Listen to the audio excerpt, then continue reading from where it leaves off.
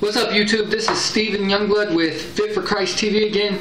Kind of had a little bit of delay. School started, the kids got back into school, and football season for my middle school daughter, who happens to be my filmographer, so she's been a little bit busy. Haley, put yourself in the picture.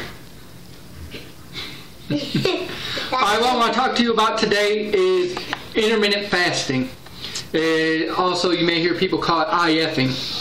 But it's a great way to control your body weight and fix a lot of things wrong with your plateauing and weight loss, and to get you more healthy. It makes you a lot more mentally alert and fixes a lot of, it actually is proven to help prevent cancer and other diseases. But the Bible tells us in plenty of different verses to fast and pray. And if we incorporate this, we know that God is not just giving us spiritual advice, but He's giving us what's best for our physical selves as well. You know, when it came to lepers, they had to yell, "Unclean, unclean," and couldn't come into the city. That's because lepers couldn't feel their extremities, and they could touch people and spread the disease without even knowing that they were doing it. So just like with fasting, you had to go ahead and devote it to God, and it will have great outcome on your fitness level. Basically what you do is you take a split and you fast for X amount of hours, and then you eat all of your calories in a certain amount of hours. Like take me for example, when I'm in a slimming phase or a cutback phase, I eat for 4 hours and I fast for 20. Usually I fast from 8 p.m. until 4 p.m. That gives me a good hour when I get done with the gym of still fasting to let my body go ahead and eat those fat stores. There are a lot of myths about intermittent fasting. Some people say that it causes you to lose muscle, but it doesn't. You will lose size if you're weightlifting and bodybuilding, but what you're losing is fat.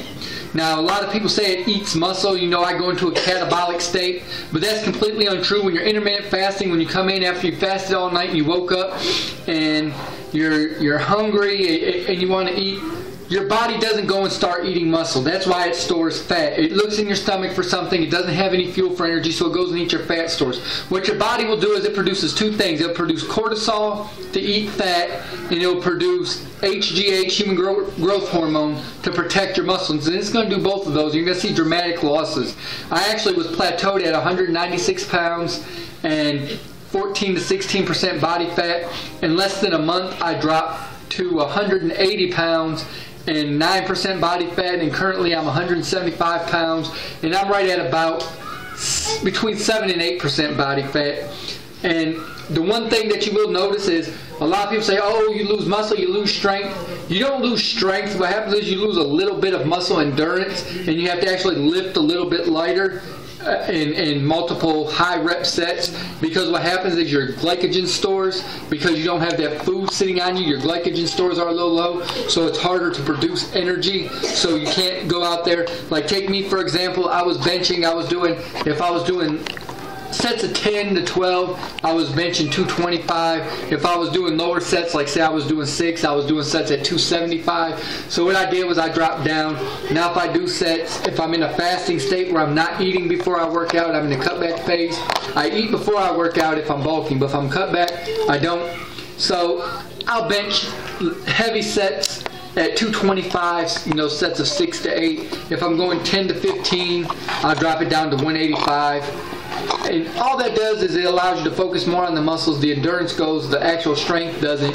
And if you really want to know the truth about building muscle and getting fit, it's not about the amount of weight on the bar. It's about time on tension with the muscles and doing exercise properly to use those muscles and not allowing your secondary muscles. So what you want to do is you want to fast, like I said. Start off with a 16-hour, 8-hour fast, or 16-hour fast, 8-hour eat. If you're a woman, do not fast for more than 16 hours unless you're just going for one long time. Consistently fast for 16 hours and eat for 8, because of the hormones in your body is different from a man and a woman. Me, I fast 16-8 when I'm in a bulking phase. If I'm in a cutback phase, I fast 20 hours and eat for 4. Make sure you're getting all of your calories. If you feel your stomach growling and you're hungry, drink a 0 calorie. You can drink anything that's 0 calorie. You can drink you some green tea with no sugar. You can drink you any diet drink, and water. Drink that ice cold water. Make sure that water is really cold, because what happens is it causes your body to have to warm when you drink, and you actually burn a few extra calories. But you're not hungry just because your stomach's growling. Your stomach just wants food because it's used to having it. If you are getting your calories that you're supposed to get, you're minus 20% of your maintenance calories for loss, your maintenance calories for staying the same, and you're 20% more than your maintenance calories for weight gain, you're going to be just fine. It's not going to have any adverse health effects.